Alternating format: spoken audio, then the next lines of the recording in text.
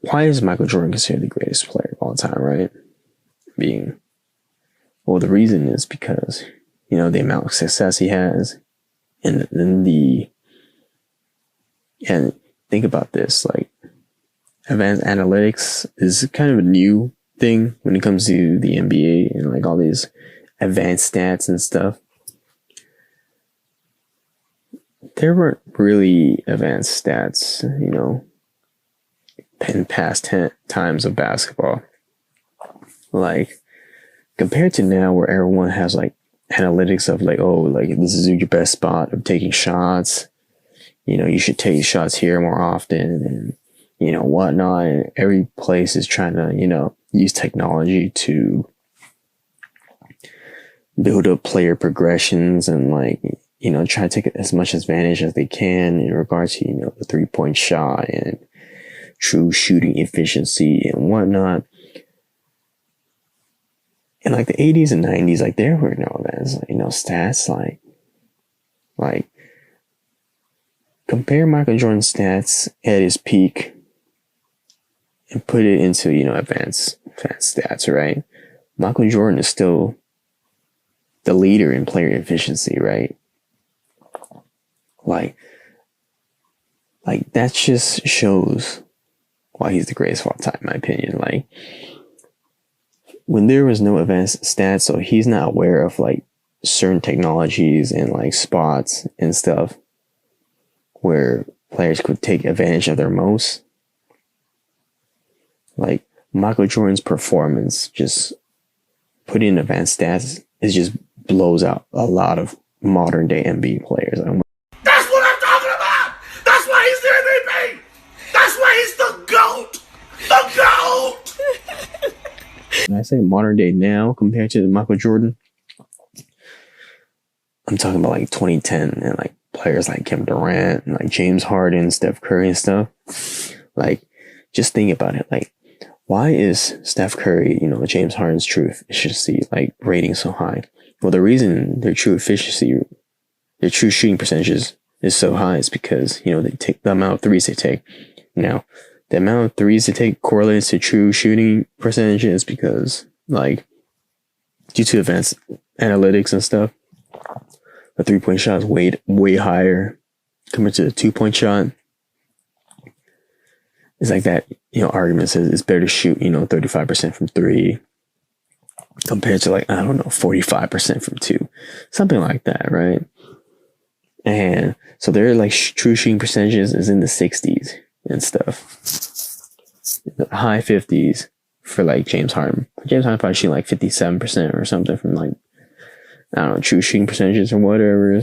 Steph Curry's like shooting like 60%. I mean, Michael Jordan's shooting like 60%, I think. Like hot, like very, like 62%, something crazy in that range. And we're talking about like 2-point shots, right? We're talking about mid-range. People want to talk about how the mid-range is dead. No, it's not dead. Like, players like Kevin Durant, Kyrie Irving, Kawhi Leonard, Paul George, like players playing on the mid-range. You need to play the mid-range to, open the lane for people. Like you can't just shoot threes all the time, right? You can't just lay up shoot threes. You need to like mix it up and stuff. You can't just be like James Harden. He just shoots threes, dunks, shoots threes, pick and roll, layup. It's just not really an efficient way to like play. I mean, it's kind of weird saying that because he has high efficiency in regards to advanced analytics, but from like just a basketball perspective, like basketball's not played on, a paper sheet. It's played on the court for real people, real emotions, real reflexes, everything. So, I mean, that's one of my arguments for why Michael Jordan is the greatest of all time, too. It's like, you put his stats in advanced analytics, like, he remains the top guy in player efficiency. Like, player efficiency is basically a stat where it shows your offensive prowess, and it's more geared towards offense. And I mean, Michael Jordan is the greatest slasher of all time. He's the greatest scorer of all time.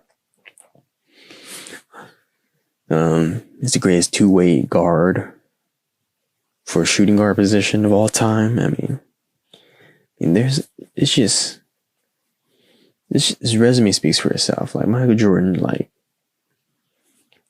is the reason why a lot of players in the later drafts in the 90s were trying to look for the next Michael Jordan.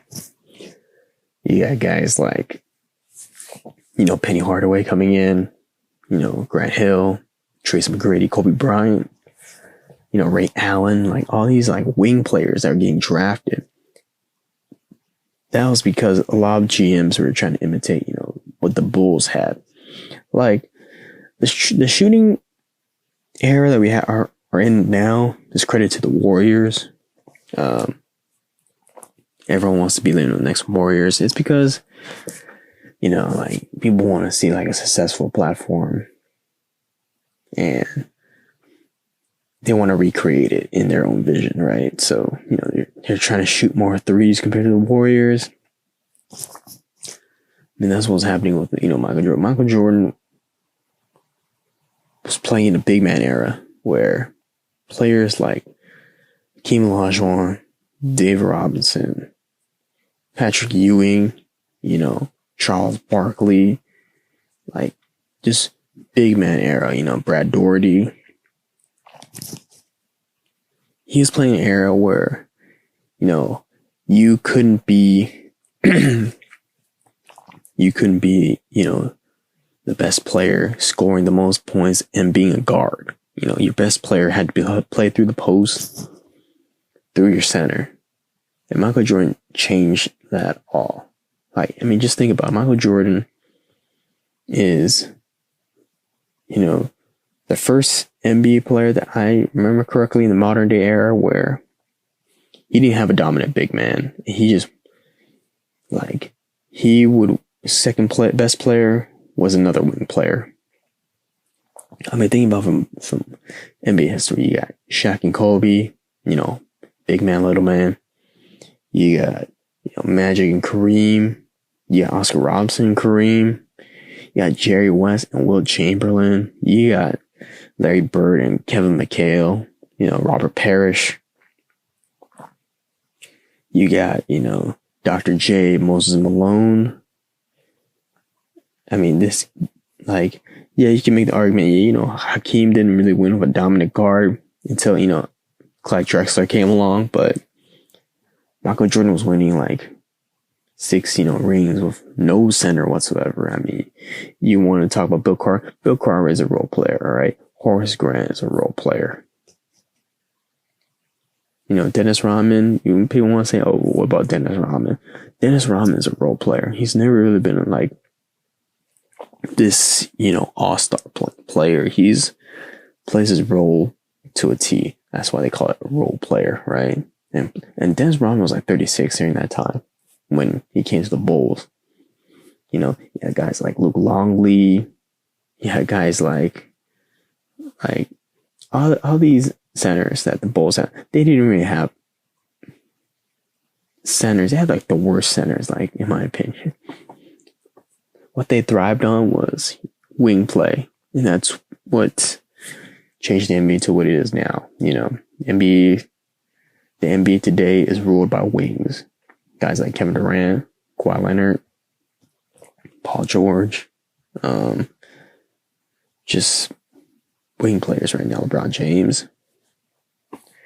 So, Michael Jordan was able to change the winning formula, I guess you can say, and made it geared towards the wing players of what we have today. Like Michael Jordan is, just a person that transcends basketball in general, right? Like when you think about certain people in life, they're sports figures that transcend their sports. You got guys like Muhammad Ali. You got guys like Jim Brown from football. Then you got guys like Michael Jordan. I mean, dude, like Michael Jordan transcends basketball. Like, can you really make an argument that players of today transcend? There's certain players that transcend basketball, like their popularity just goes beyond the U.S. and internationally of what they're known for in basketball. Like Michael Jordan at his peak was on Michael Jackson levels of popularity. So, I mean, that's just my argument, advanced stats. Let's see, advanced stats, change the winning formula of the NBA, transcendence of sports. Like, people are still wearing, Jordans like 30, 40 years already, man. Michael Jordan is the reason why Nike is so popular to what it is today. I mean, people should look it up. Like Nike was not Michael Jordan's first choice. He wanted to be Adidas. But if I remember correctly, Adidas didn't want him because, he was too short, 6'6", too short. It's kind of weird to say. But then he goes to Nike, which was a running shoe, if I remember correctly, around that time. Air Jordan 1s come out. Yeah, he had his contract full of contract things like, so if you make the All-Star, if you score this amount of points, sell this amount of shoes, we'll pay you this certain amount of money, right? Michael Jordan steps on rookie season, 28, 6-6, and becomes an All-Star. He gets paid like fat bucks, right? I think he got paid like 100 million or something. It was like some absurd amount of money because that shoe was so popular. Then it comes the band shoes and stuff, and Nike was paying the fines for him to wear it so he can get more attention. I mean, this dude built Nike up to what it is now. That he builds his brand, the Jordan brand, to what it is now. I mean, dude, it's crazy. Michael Jordan's like this. It's like this living freaking basketball god. And, it's just weird sometimes just to see Michael Jordan, come out from his freaking, the Hornets office or whatever, just to talk. And I was like, dude, that's Michael Jordan, It's crazy. Think about it, Mike. Mike's still the best. I mean, my top three has never changed. It's Michael Jordan, second's Kareem Abdul-Jabbar, and third is Bill Russell. I mean, Bill Russell needs more credit than he deserves. I mean, if you put him in advanced analytics when it comes to defensive ratings, I believe Bill Russell is the best defensive rated player in all of NBA history, and it's not even close. I mean, this dude's averaging like 20 rebounds, right? I mean, you can argue that in the olden eras where, stats were inflated, where you got Will Chamberlain putting up 51, 20, 20, and like 10 blocks or whatever, right? It's inflated. Yeah, you can say it's inflated, but still pull down those rebounds. So yeah, I mean, not really much to say. Maybe I'll talk some other things about Michael Jordan when it comes to the documentary later on. Or maybe I'll just talk about the episode because they're going to be episodic, which is kind of whack. I mean, I'd rather have it every episode now so, we can talk about it. But, it is what it is. I mean, yeah, Michael Jordan is the greatest of all time. And second place is actually such far gap, in my opinion. It's not even close. Michael Jordan stays GOAT for a very long time. And I think I should wrap it up for now. Not really much to talk about. I mean, you got guys like Bill Simmons talking about redrafting players. You got, people playing 2K right now. Devin Booker wins the tournament. It's cool and all. But, I miss sports. I wish the NBA was playing right now. But, Corona getting out of hand. So, everyone out there that's listening, stay safe. I'll see you there. This is David. Peace out.